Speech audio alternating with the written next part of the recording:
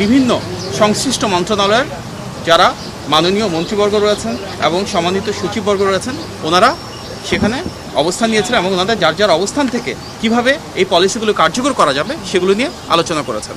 মূলত আজকে প্রথম যে মিটিংটা ছিল সেখানে মাননীয় প্রধানমন্ত্রী আলোচনা করেছিলেন আমাদের একটি নির্বাচনী প্রতিশ্রুতি, যেটি বিভিন্ন মসজিদের সম্মানিত খতিব সাহেব, সম্মানিত ইমাম সাহেব এবং সম্মানিত মুয়াজ্জিন সাহেব সহ অন্যান্য ধর্মের যারা রয়েছেন সেসব ধর্মগুরুদের জন্য আমাদের একটা প্রতিশ্রুতি ছিল যে মাসিক সম্মানী এবং উৎসব ভাতা প্রদান করা হবে।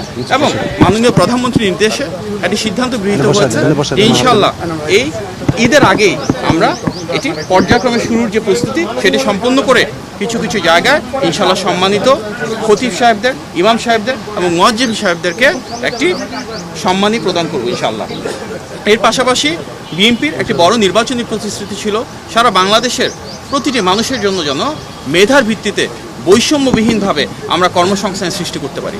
সরকারি চাকরির ক্ষেত্রে, বেসরকারি চাকরির ক্ষেত্রে, উদ্যোক্তা হিসেবে গড়ে ওঠার ক্ষেত্রে এবং বহির্বিশ্বে জনশক্তি রপ্তানির ক্ষেত্রে কিভাবে আমরা সবাইকে আরও দক্ষ এবং যোগ্য হিসেবে গড়ে তুলতে পারি, আমাদের শিক্ষা ব্যবস্থার প্রয়োজনীয় সংস্কারটুকু কীভাবে আনবো এবং তার মাধ্যমে আমাদের জনশক্তিকে কীভাবে কর্মক্ষম করে দ্রুততার সাথে তাদের জন্য অনেক বেশি চাকুরি এবং ব্যবসার সুব্যবস্থা করতে পারবো। তার জন্য প্রয়োজনীয় যে ডিরেগুলেশন প্রয়োজন, ব্যবসা বাণিজ্য এবং শিল্প কারখানার নীতিমালার প্রয়োজন রয়েছে সংস্কারের জন্য, এবং টেকনিক্যাল এবং ভোকেশনাল এডুকেশনকে আরও কীভাবে প্রাধান্য দিব আমরা, বিদেশে বিভিন্ন দূতাবাস যারা রয়েছে এবং বাংলাদেশের বিদেশি যে দূতাবাস রয়েছে তাদের সাথে সমন্বয়ের মাধ্যমে কিভাবে আমাদের জনশক্তিকে আরও দক্ষ এবং যোগ্য করে বিদেশে পাঠাতে পারবো, এগুলো নিয়ে বিস্তারিত আলোচনা হয়েছে।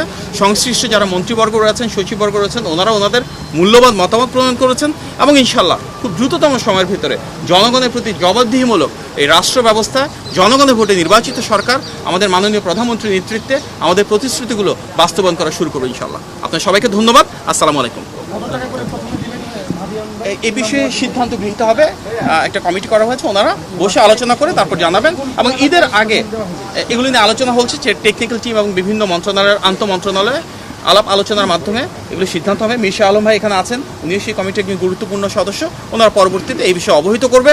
তবে আমরা আপনাকে আশ্বস্ত করতে চাই নির্বাচনের আগে বেশ কিছু জায়গায় ইনশাআল্লাহ এই কার্যক্রম আনুষ্ঠানিক ঈদের আগে এই কার্যক্রম ইনশাআল্লাহ শুরু। তিনি দেশের একজন সাধারণ নাগরিকের মতন করেই ভিআইপি বলতে আমরা যে জিনিসটা দেখতাম আগে, সেখান থেকে সম্পূর্ণ ভেঙে এসে এখানে ঢুকার আগে ট্রাফিক সিগন্যালও ছিলেন, দীর্ঘক্ষণ সেখানে অপেক্ষা করেছেন, অফিসে ঢুকার আগে একটি বৃক্ষরোপণ করেছেন এবং এই প্রধানমন্ত্রী কার্যালয়ের যারা কর্মচারী কর্মকর্তা রয়েছেন, যাদের অনেকেই ওনার মা এবং সাবেক প্রধানমন্ত্রী দেশনেত্রী বেগম খালেদা জিয়ার সাথে কাজ করেছিলেন এই কার্যালয়ে, ওনাদের সাথে কুশল বিনিময় করেছেন, নাম ধরে আলাপ আলোচনা করেছেন। তারপর উনি অফিসে যাওয়ার পরে আমাদের যে নির্বাচনী প্রতিশ্রুতি ছিল বিএনপির পক্ষ থেকে সেগুলো নিয়ে কয়েকটি আলোচনা হয়েছে সেখানে। আসসালামু আলাইকুম। আপনারা ইতিমধ্যে অবগত হয়েছেন যে গণপ্রজাতন্ত্রী বাংলাদেশ সরকারের মাননীয় প্রধানমন্ত্রী আজকে প্রথমবারের মতন তেজগাঁওস্থ প্রধানমন্ত্রী কার্যালয়ে অফিস করেছেন।